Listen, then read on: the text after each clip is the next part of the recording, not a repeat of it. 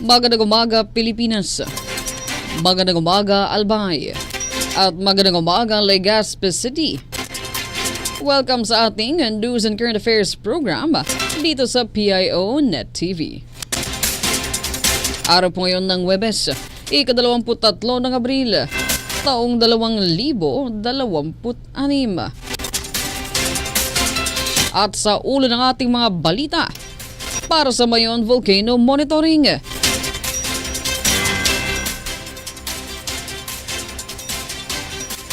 $223 na rockfall events at 47 na volcanic earthquakes na italan sa Bulkang Mayon. At sa ating balitang lokal, 83,000 na bags ng bigas target bilhin ng PGA para sa Rice Aid Program.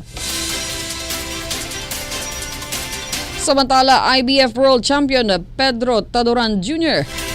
inilala ng pamalang lokal ng Albay. Apat daw matagumpay na inilunsad ang rice training.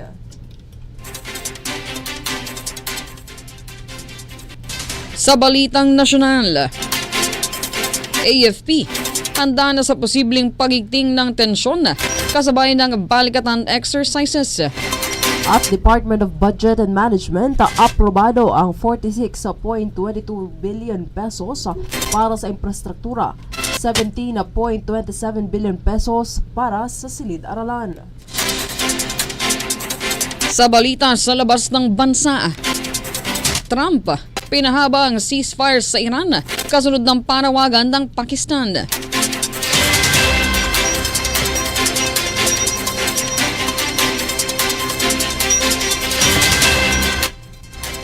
At sa ating balitang pampalakasan, Alex Ciala sisimula ng Madrid Open campaign kontra Anastasia Palyovchikova. Sa balitang pangkalusugan, UK, aprobado ang lifetime ban sa sigarilyo para sa ipinanganak matapos ang 2008. At sa balitang negosyo at pangkalakalan, Meralco pinabilis ang 14.17 billion pesos na refund sa customers.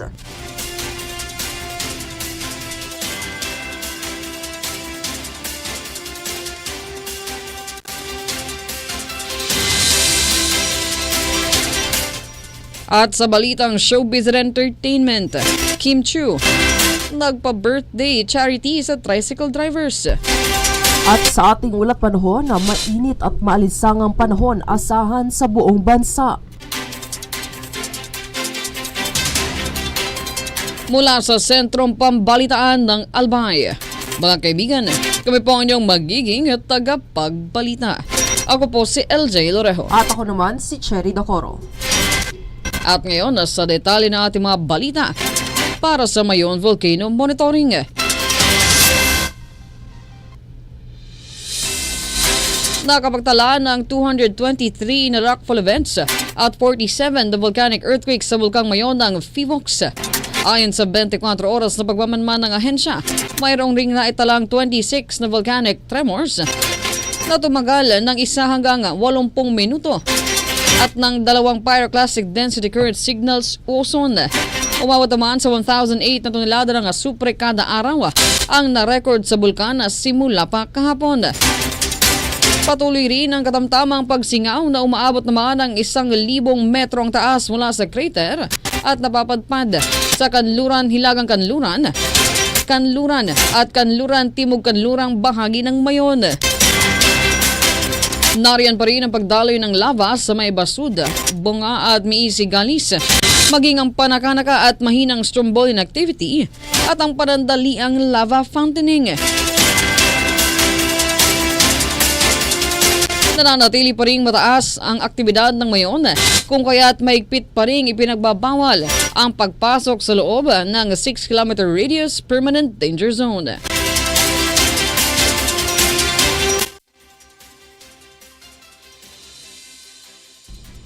At sa ating balitang lokal, target na bilhin ng pamahalaang lokal ng Albay ang nasa 83,000 na bags ng bigas mula sa National Food Authority para ipamahagi sa mga apektado ng nagpapatuloy na fuel crisis at economic challenges dahil sa sigalot sa gitnang silangan. Ito ang ibinahagi ni NFA Assistant Regional Manager Julie M. Liana Resas matapos makipagpulong ni Albay Governor Noel Rosal sa pamunuan para sa gagawing Provincial Government of Albay Rice Aid Program. Ayon sa opisyal, ibinahagian niya ng gobernador ang planong paggamit ng pondong nagkakahalaga ng 137 million pesos na ibinigay ng pamahalaang nasyonal sa ilalim ng Local Government Support Fund, partikular ang para sa bigas sa masa programa. Dagdag pa ng opisyal, sa naging pulong na pagkasunduan niya ang 4 na tranche ng delivery mula sa NFA warehouses. Nagbigay rin niya ng suhestyon si Rosal na gawing clustered ang distribusyon ng naturang tulong upang maging organisado at maiwasan ang mahabang pila sa mga warehouse ng NFA. Sa nasabing programa, makakatanggapan ang mga pamilya ng 10 kilo ng bigas kada 2 buwan.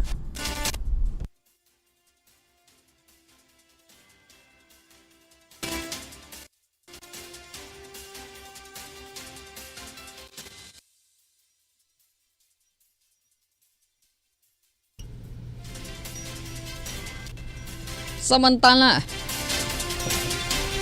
binigyang pagkilala ng pamanang lokal ng Albay si International Boxing Federation World Champion Pedro Kid General Taduran Jr.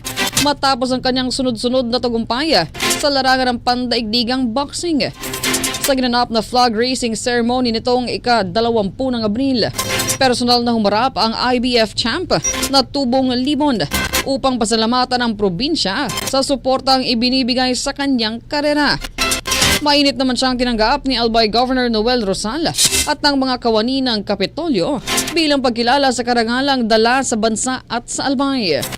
Si Taduran ay nakilala sa mundo ng boxing dahil sa kanyang bilis at tapang bilang isang southpaw. Simula naman nang maging aktibo noong 2015, nasungkit na niya ang kahangahangang record na 20 panalo, 4 na talo at 1 tabla. Kaugnay naman ito nitong Abril 3, muli niyang pinatunayan ang kanyang galing matapos niyang talunin si Gustavo Perez Alvarez via 7th round knockout sa Temecula, California. Ang pagkilalang ito ay bahagi ng advokasya ng pamahalaan na suporta ng mga lokal na atleta na nagpapakitang gilas sa international arena.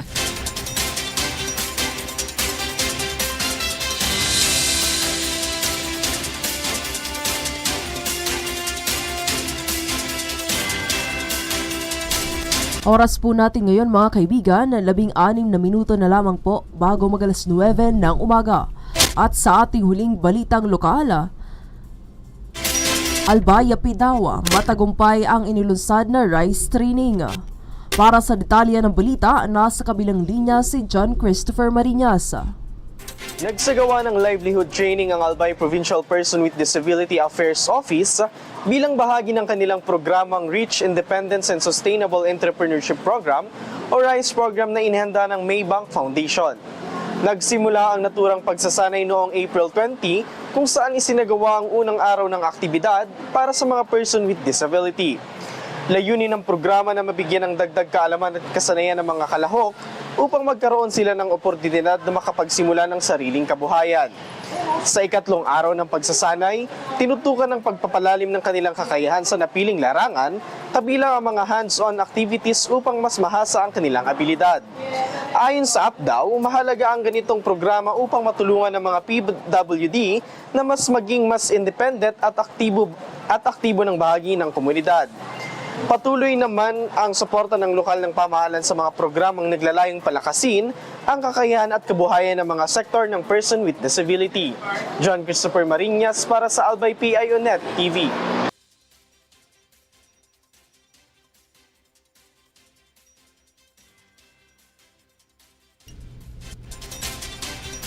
Sa balitang nasyonal, tiniyak ng Armed Forces of the Philippines na handa ito sa anumang posibleng escalation o eventuality mula yan sa bansang China, kaugnay ng isinasagawang balikatan exercises kasama ang Estados Unidos.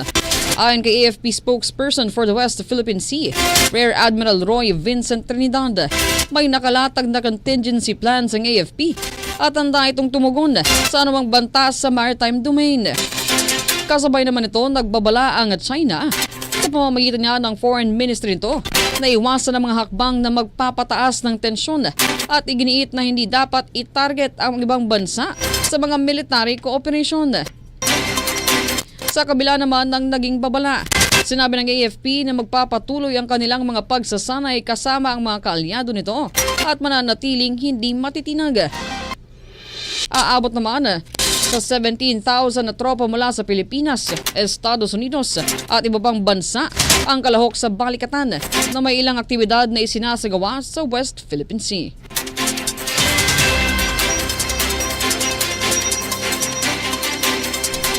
At sa nagpapatuloy na balita, inanunsyo ni Palace Press Officer Claire Castro na inaprobahan na ng Department of Budget and Management ang pagpapalabas ng 46.22 billion pesos na pondo para sa 1,743 na infra projects sa buong bansa.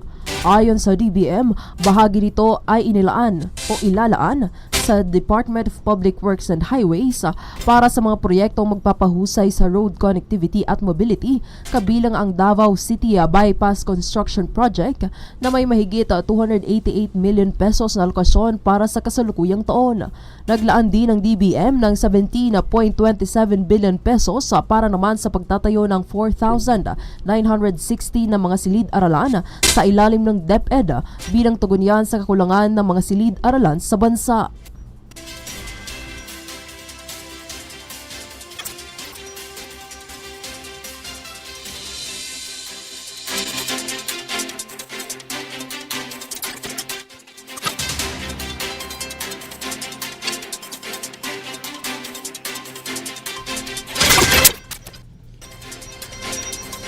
At para naman sa balita sa labas ng bansa, nasa kabilang linya si Angelo Ignacio. Inanunsyo ni US President Donald Trump na pinahaba ang umiiral na ceasefire sa Iran matapos ang makiusap ang Pakistan at habang hinihintay ang isang unified proposal mula sa Tehran. Ayon kay Trump, mananatiling epektibo ang tigil putukan hanggang makapagsumite ang Iran ng kanilang panukala at matapos ang negosasyon sa magkabilang panig. Sa gitna nito, nananatiling hindi tiyak ang usapin ng kapayapaan dahil sa pag-aalinlangan ng Iran na lumahok sa panibagong pag-uusap at sa mga isyong kanilang binabanggit, kabilang umano'y unacceptable actions ng Estados Unidos. Samantala, kinansala ni US Vice President J.D. Vance ang nakatangtang pagbisita sa Pakistan habang nagpapatuloy ang konsultasyon ng mga opisyal ng Amerika kaugnay ng peace talks. Patuloy naman ang pagsisikap ng Pakistan na namamagitan sa dalawang panig upang maiwasan muli ang paglala ng tensyon. Ito si Angelo Ignacio para sa Albay PIO Net TV.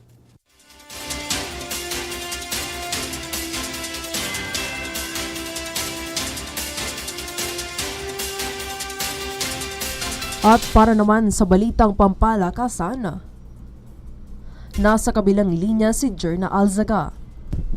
Sisimulan ni Alex Ayala ang kanyang kampanya sa Madrid Open laban sa qualifier na si Anastasia Pavlyuchenkova ng Russia sa Miyerkules sa Spain. Target ni Ayala na makapagdala ng mas malalim na run sa Women's Tennis Association 1000 event. Matapos ang sunod-sunod na maagang pagkalaglag sa manakaraang pagsahan, makakatapat niya ang 34 anyos na si Pavlyuchenkova na may 12 Women's Tennis Association singles titles at dating world number 11 habang kasalukuyang nasa world number 116. Habang si Ayala naman ay ranked to world number 44 mula sa career best na number 29 at ang mula sa maagang exit sa Stuttgart Open. Sasabak din siya sa doubles kasama si Zeynep Sanmaz ng Turkey sa Webes. Ito si Jonah Marie Alzaga para sa Albay PIO Net TV.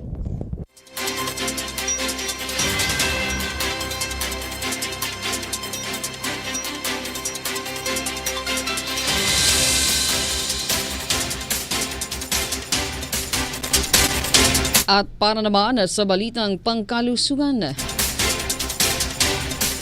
makakasama natin si Christopher Marinas.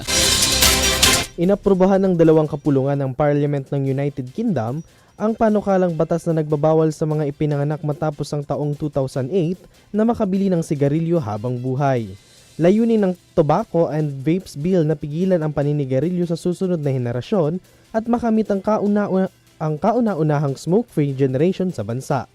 Ayon sa Health Minister na si Wes Tristing, isa itong historic moment para sa pampublikong kalusugan na magpoprotekta laban sa adiksyon at sakit na dulot ng paninigarilyo. Kapag naging ganap na batas, bibigyan nito ang gobyerno ng kapangyarihan palawakin ang indoor smoking ban sa ilang outdoor areas tulad ng playgrounds, paaralan at ospital, pati na rin higpitan ang regulasyon sa vaping products. John Christopher Marinas para sa Albay PIO Net TV.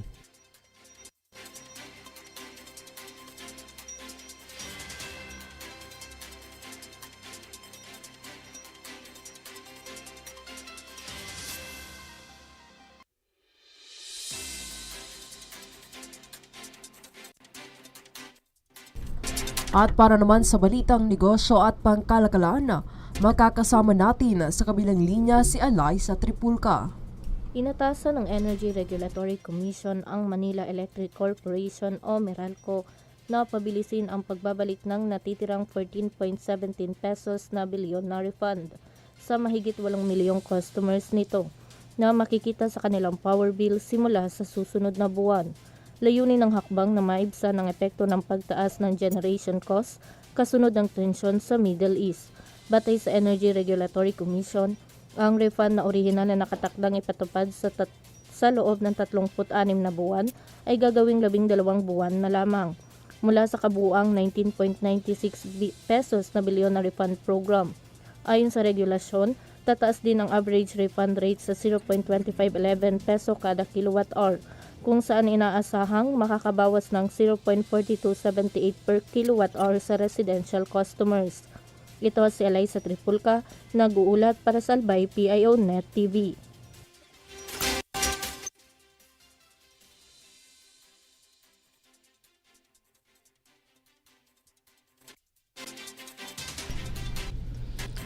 At sa balitang showbiz at entertainment,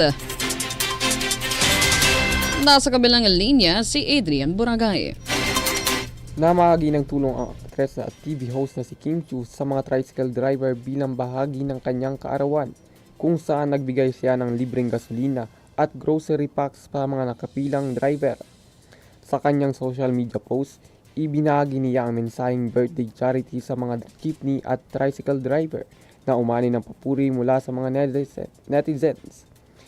Hindi ito bago sa aktres na taon-taon nagsasagawa ng charity activity tuwing kaarawan, kabilang sa pagtulong sa mga ETA sa Zambales at donasyon sa mga biktima ng lindol sa Cebu.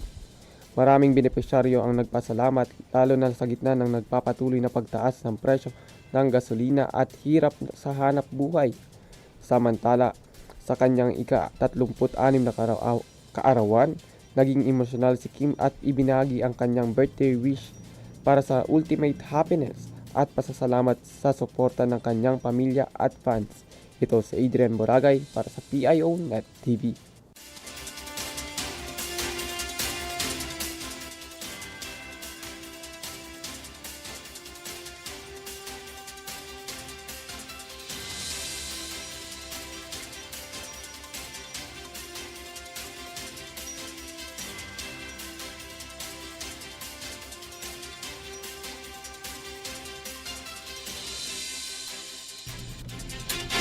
At sa atin namang ulat panahon. Ayon sa Pag-asa, asahan pa rin ang mainit at maalinsangang panahon sa buong bansa. Samantala, ayon pa rin sa Pag-asa Southern Luzon Regional Services Division, asahan naman ang bahagyang maulap hanggang sa maulap na kalangitan at kalat-kalat na mga pagulan sa Albay dulot ng umiiral na easterlies. Asahan rin ang mahina hanggang sa katamtamang hanging nagmumula sa silangan hanggang timog silangan. Nariyan rin ang mahina hanggang sa katamtamang pag-alon ng karagatan. Ang maging agwat ng temperatura ngayong araw sa Albay ay inaasahang papalo sa 26 to 33 degrees Celsius.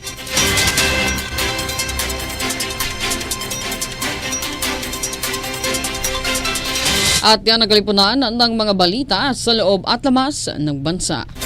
Naitampok sa inyo dito sa PIO Net TV. Muli araw po ngayon ng Huwebes, ika-23 ng Abril, taong 2026.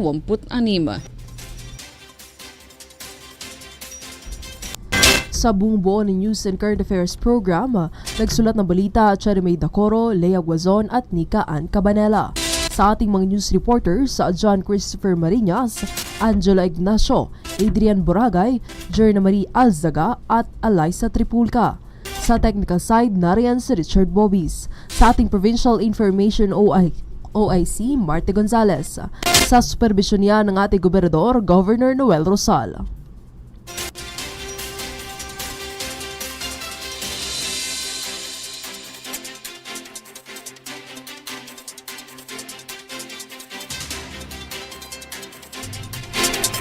Mga kaibigan, kami po ang inyong naging tagapagbalita. Ako po si LJ Lorejo. At ako naman si Cherry Dacoro. Hanggang sa susunod na linggo po muli, patuloy po kayong umantabay sa aming mga susunod pang mga programa. I-follow din po ninyo ang aming Facebook page, ang Albay Provincial Information Office. Magandang umaga, Albay. Magandang umaga. Albay in my heart.